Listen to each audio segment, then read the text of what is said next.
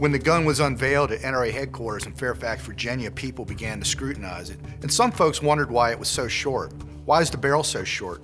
But Adam and I stuck to our premise. This should be a practical rifle, almost a patrol rifle, if you will. A patrol rifle for hunters. It's nice and short, 20-inch barrel. Good, solid, big game chambering and 6.5 millimeter Creedmoor. Makes it very practical. Look, this gun is good to carry all day long, and then with that short, heavy barrel, it throws to your shoulder and settles nicely on target, so you get that one important shot at the end of the day, off on time, nice and steady. It's also good if you're carrying your gun in and out of a truck all day, or on and off an ATV all day. And most importantly, it's good in a deer blind. Sometimes the confines in a deer blind, I know from personal experience, can be awfully tight.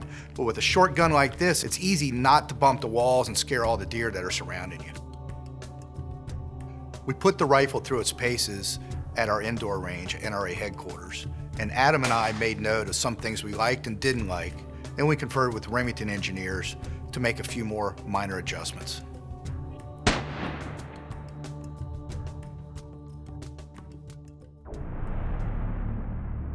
We put every gun we review in the pages of American Hunter through a rigorous testing process.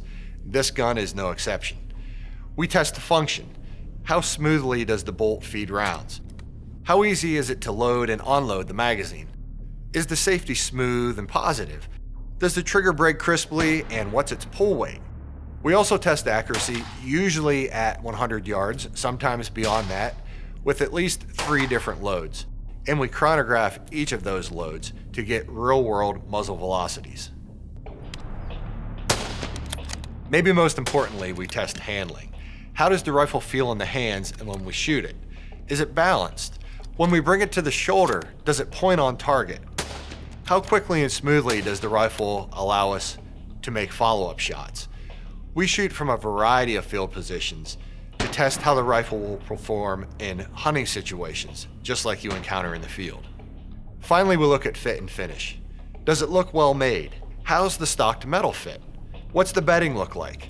Is it worthy of being passed down to the next generation?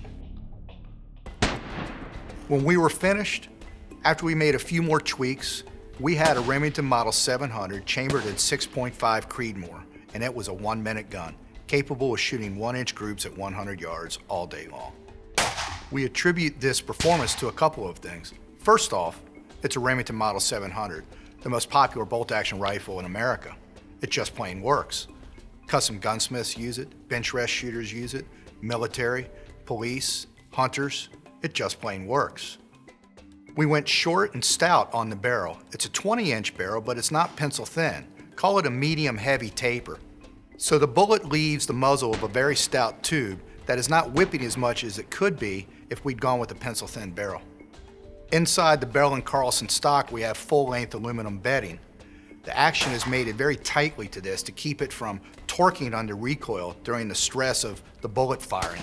Also, the barrel is held in place with a pressure pad in the fore-end, just out there beyond the aluminum bedding. For testing, we mounted a Leupold VX3i 2.5 to 8 power by 36 millimeter scope with Leupold rings and bases. Since the rifle was chambered for 6.5 Creedmoor, one of the loads we used during tested was Barnes Vortex with a 120 grain TTSX boat tail bullet. We passed the rifle around the American Hunter staff. Everyone had a chance to test it for accuracy and handling. By the end, we all truly felt that we had developed a rifle that would be a hit with American hunters, destined to become a modern classic. A rifle that was worthy of its name, the Remington Model 700 American Hunter.